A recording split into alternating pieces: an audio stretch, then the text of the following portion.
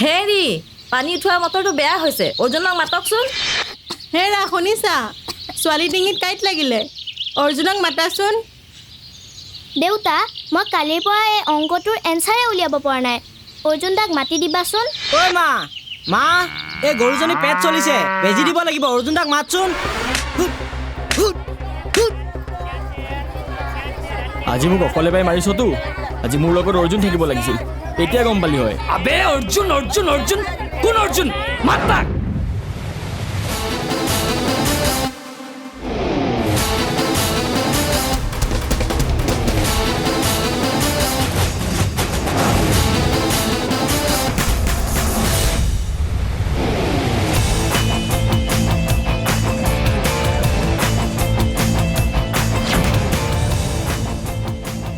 ঐ কিয় মাৰিছ ইয়াক বে ইয়ে নেকি অৰ্জুন ঐ মাৰিয়া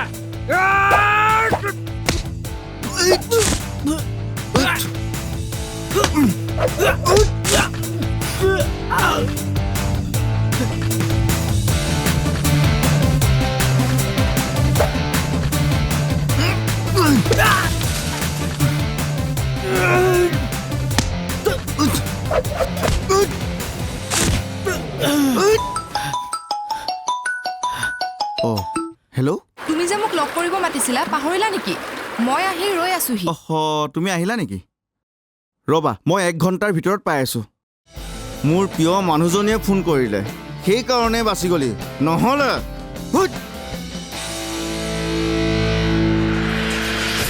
ঐ সদায় কি এনেকৈ মোৰ আশাতে থাকিম বুলি ভাবিছ নেকি নিজেও যুঁজ দিবলৈ শিক তই থকালৈকে মোৰ কিহৰ চিন্তা হ'ব মই এতিয়া যাওঁ তই ৰ 1 ঘণ্টাৰ ভিতৰত 4-5 ঘৰ মানত ডিউটি কৰি আকৌ মোৰ দেৱীজনীৰ ওচৰত পূজা কৰিব যাব লাগিব হ'ব দে যা যা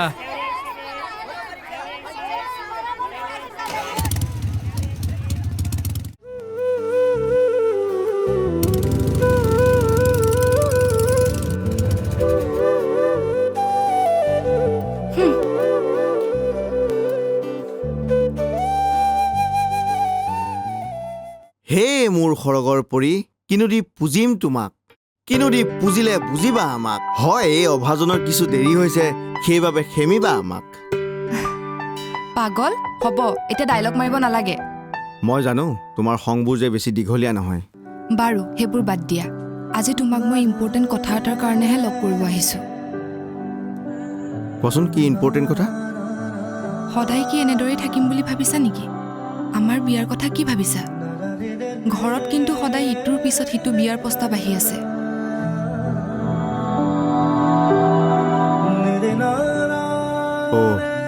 তাৰ মানে তুমি মোক এৰি বেলেগৰ লগত বিয়া হ'বা মই কৈছোঁ নেকি তেনেকৈ মই ভাবিছোঁ আমাৰ কথা ঘৰত কওঁ মই জানো মা দেউতাই মোৰ কথা কেতিয়াও নেপেলায় খুব সম্ভৱ তোমাক মা দেউতাই লগ কৰিব বিচাৰিব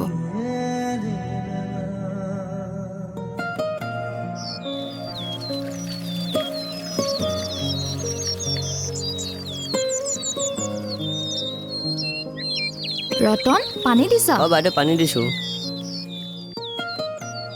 বাইদেউ যে আজি মই ফুটি আছে কথাটো কি ফূৰ্তি নকৰিম কিয় তই জান আজি দেউতাই অৰ্জুন আৰু মোৰ বিয়া কথা কৈছে আৰু খুব সোনকালেই আমাৰ দুটাৰ বিয়া পাতি দিব মোক কিন্তু বিয়াত নতুন কাপোৰযোৰ দিব লাগিব হ'ব দিম দে শুনচোন অৰ্জুন অহাই নাই নেকি কেতিয়াবা আহিল পিছফালে আছে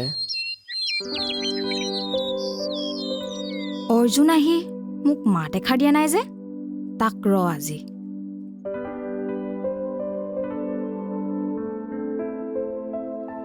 তইতো কেতিয়াবা আহিলি মোক যে মাত এষাৰ দিয়া নাই মই কিবা এটা ভাবি আছো আজি দেউতাই কি কৈছে জান তই যাচোন মোক অলপ অকলে থাকিব দে তই যে মোক এনেকে কলি এই যা না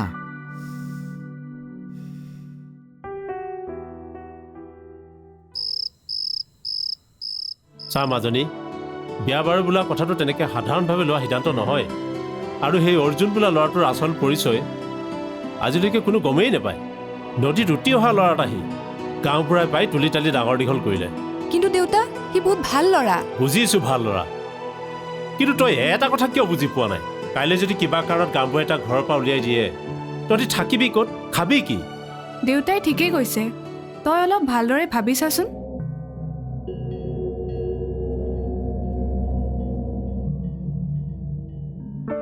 মাইনা তই কি কৰি আছ? ৰতনে ভাত খাব মাতিছে নহয়। নাখাওঁ মই ভাত।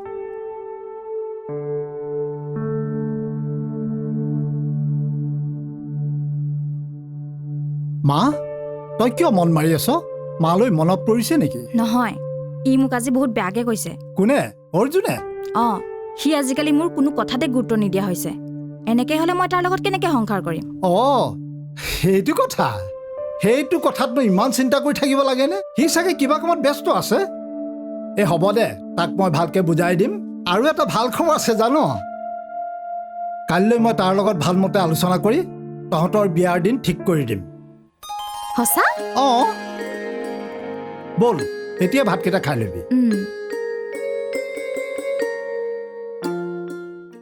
প্ৰীতিৰ মাক দেউতাক ইমান শিক্ষিত মানুহ হৈ তেনেকৈ ভাবিব নালাগিছিল। পিছে তই এতিয়া কি কৰিম বুলি ভাবিছ? নাজানো।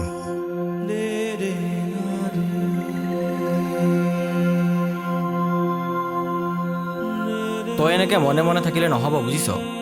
নহ'লে তই এটা কাম কৰ, তই গাঁওবুঢ়া বৰ্তাক লৈ পেলাই প্ৰীতিহঁতৰ ঘৰলৈ যা আৰু গাঁওবুঢ়া বৰ্তাক সকলোবোৰ কথা খুলি ক'বলৈ দে। তই ঠিকেই কৈছ, সেইটোকে কৰিব লাগিব।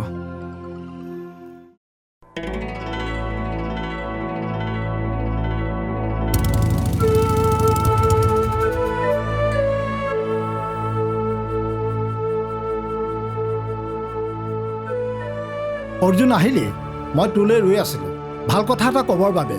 দেউতা, মোৰো আপোনাৰ লগত অলপ কথা আছিল। তোৰ কথাটো শুনিম বাৰু, প্ৰথমতে মোৰ কথাটো শুনি লচোন। ৰতন, ছাৰ কওক। যাচোন মাজনীক কবি মই মাতিছোঁ বুলি। হ'ব ছাৰ।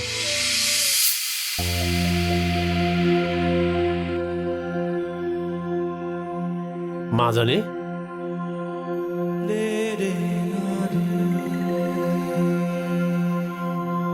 আমি তোক একেবাৰে না বুলি কোৱা নাই নহয়, কিন্তু তই এনেকৈ নোখোৱা নেমেলাকৈ থাকিলে কেনেকৈ হ'ব কচোন?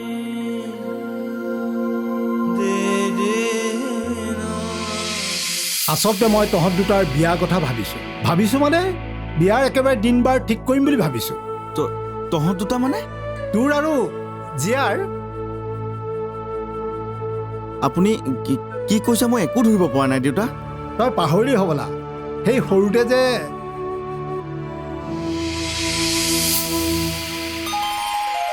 শুনো এইকেইটা।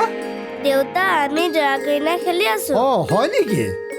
দেউতা, মই কিন্তু ডাঙৰ হ'লে জীয়াকে বিয়া পাতিম। হ'ব, তহঁত দুটাৰ বিয়া মই এইখন চোতালতে পাতি দিম।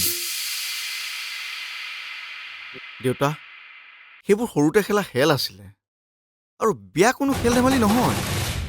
অৰ্জুন, তই এনেকৈ ক'লি যে? অত বছৰ মই তোক কি এনেই ভাল পাই আছিলোঁ নেকি? জীয়া, তোক মই মোৰ ভণ্টি বুলি ভাবোঁ আৰু তোৰ বাবে মই মোৰ জীৱন দিবলৈ সাজু, কিন্তু বিয়া? চা অৰ্জুন, অতদিনে এইখন ঘৰতে আছিলি দুইটাই, বিয়া পতাৰ পিছতো একেখন ঘৰতে থাকিবি, ভালহে কথা। মই জীয়াক কথা দিছিলোঁ যে তাইৰ বিয়াখন তোৰ লগতে হ'ব, আৰু তোৰনো জীয়াক বিয়া পতাৰ আপত্তি কি? আপত্তি আছে, কাৰণ মই আন কাৰোবাক ভাল পাওঁ। আপোনালোকৰ সকলো কথাই শুনিম, কিন্তু মোৰ জীৱনৰ জীৱনসংগী নিৰ্বাচন কৰাৰ অধিকাৰ কেৱল মোৰ আছে আৰু আন কাৰোৱেই নাই।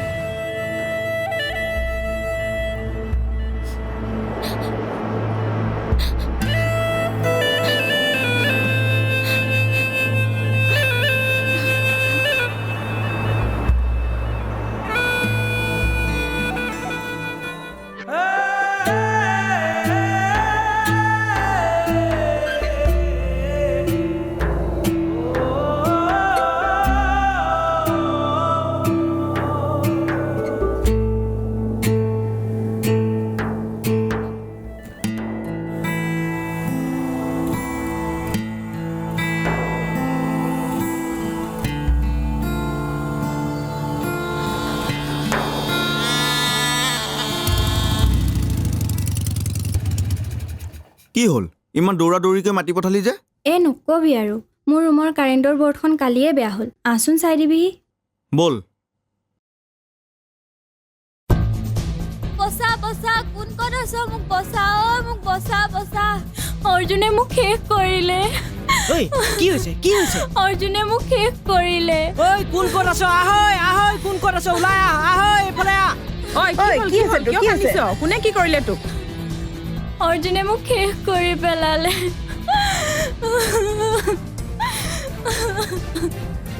অৰ্জুনে মোক শেষ কৰি পেলালে মানুহ নথকা সুবিধা ল'লে বিচাৰ হ'ব লাগিব এই বিধৱা মহিলাজনীক এনেকুৱা কৰাটো আমি কোনেও মানি ল'ব নোৱাৰো হয়নে নহয় ৰাইজ তেন্তে এতিয়াই বিচাৰ হ'ব লাগিব মাতক গাঁওবুঢ়াক মিনতী তই ভয় নকৰাকৈ নিসংকোচে মোৰ আগত সকলোবোৰ কথা বুজাই ক মোৰ ৰুমৰ কাৰেণ্টৰ বৰ্ডখন বেয়া হোৱাৰ বাবে অৰ্জুনক মই ঠিক কৰিবলৈ মাতিছিলোঁ কিন্তু সি আহি ভিতৰত মোক অকলে পায় এইবোৰ সকলো মিছা কথা মই তেনেকুৱা কাম কৰা নহয় চিঞৰিলে সকলো কথা মিছা হৈ নাযায় আমি নিজ চকুৰে দেখিছোঁ তাই কান্দি কান্দি ওলাই আহা হয়নে নহয় ৰাইজ মোক মিছা অপবাদ দিয়া হৈছে মই তেনেকুৱা কাম কৰা ল'ৰা নহয় দেউতা মই ৰাইজৰ বিপক্ষে যোৱা মানুহ নহয় এতিয়া ৰাইজে ক'ব কি কৰিলে ভাল হ'ব গাঁৱৰ পৰাই খেদি দিব লাগে এনেকুৱা ল'ৰা দেউতা আপুনিতো এদিন আপোনালোকে ঠিকেই কৈছিলে নদীটো তীয় ল'ৰা কোনো জাত পাত নাই ক'ত কেতিয়া কি কৰে তাৰো ঠিক নাই আৰু আজি দেখিছেই তাৰেই প্ৰমাণ এতিয়া ৰাইজে সিদ্ধান্ত ল'ব ইয়াৰ শাস্তি কি হ'ব মুঠৰ ওপৰত আমি এটাই জানো ইয়াক এই গাঁৱৰ পৰা বাহিৰ কৰি দিব লাগে তেন্তে 24 ঘণ্টা সময় দিয়া হওক আৰু এই 24 ঘণ্টাৰ ভিতৰত এই গাঁও এৰি যাবলৈ আদেশ দিয়া হ'ল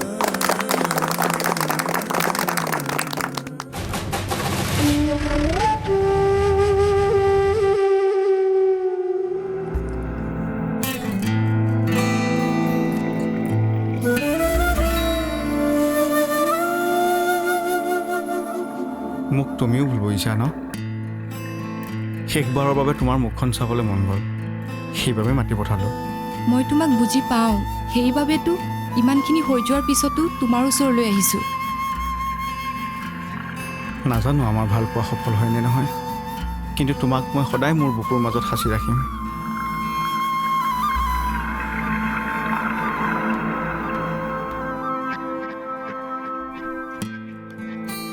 গাঁওখন চাবি তহঁতকো সদায় মনত ৰাখিম এই গাঁওখনে মোক বহুত কিবা কিবি দিছে অকল গাঁওখনেই নহয় তই বহুত কিবা কিবি দিছ গাঁওখনক তই নথকাত বুজি পাব সকলোৱে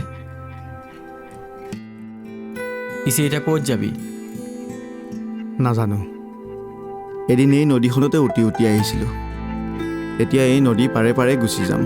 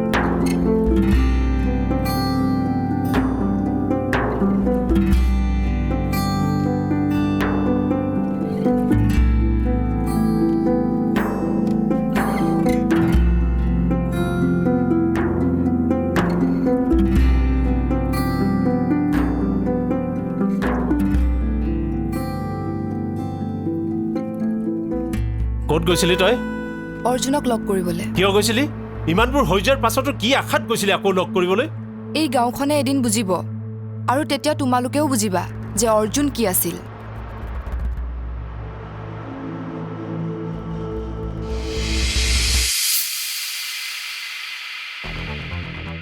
তহঁতি এইখিনি ঠেলো বুলি ক'লে এনেকৈ ঠেলিব নোৱাৰ নহয় এইখিনি আমাৰ মাটি কোন তই কোন কি গুণ এইখিনি আমাৰ মাটি তই ঠেলো বুলি ক'লে ঠেলিব পাৰিবি নেকি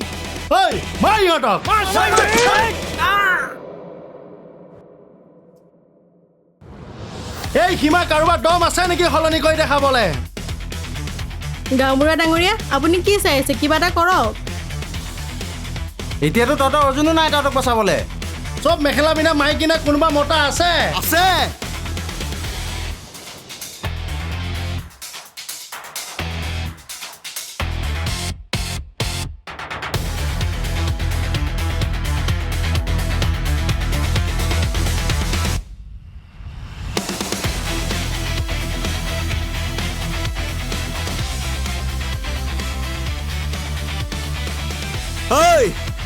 অৰ্জুন এতিয়াও জীয়াই আছে এইখন গাঁৱৰ বাবে তহঁতৰ এই সীমা সলনি কৰি দিম দম আছে যদি মোক ৰখাই দেখা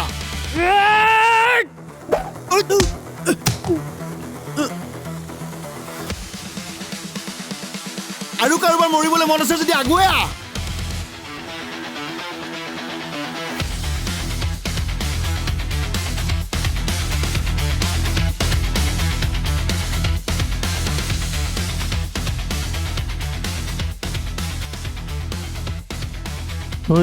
আহ বল বল ইয়াৰ লগত লাগি লাভ নাই বল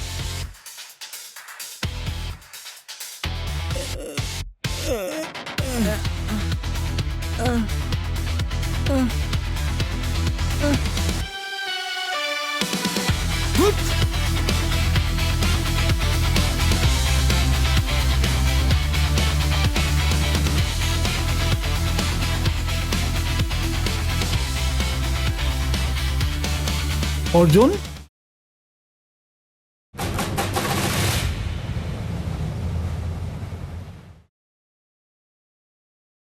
জানো তই সঁচা কথাটো জানিলে কেতিয়াও মোক মাফ নকৰিবি দেউতা মই নাজানো তুমি মোৰ ভাল পোৱাৰ প্ৰতিশোধ কেনেকৈ লোৱা কিন্তু মই অৰ্জুনৰ চকুত চকু পানী চাব বিচাৰোঁ আজিলৈকে তই যি বিচাৰিছ মই প্ৰতিটো বস্তুৱে দিছোঁ গতিকে এইটোও দিম এয়া ল কাম হোৱাৰ পিছত আৰু দিম মুঠতে যেনেকৈ নহওক অৰ্জুনক এইখন গাঁৱৰ পৰা খেদাৰ ব্যৱস্থা কৰি দিব লাগিব পাৰিলে মোক মাফ কৰি দিবি অৰ্জুন দেউতা নাপায় দেউতা আপুনি মোক জন্ম নিদিব পাৰে কিন্তু আপোনাৰ ওচৰত মই কোনোদিন মা দেউতাৰ অভাৱ অনুভৱ কৰা নাছিলোঁ অৰ্জুন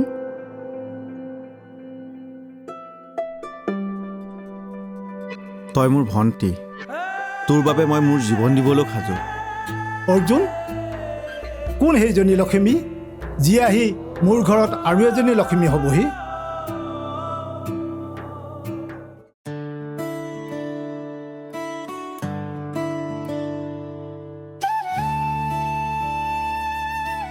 মই কিন্তু কন্যাদান কৰিবলৈ সাজু দেই যা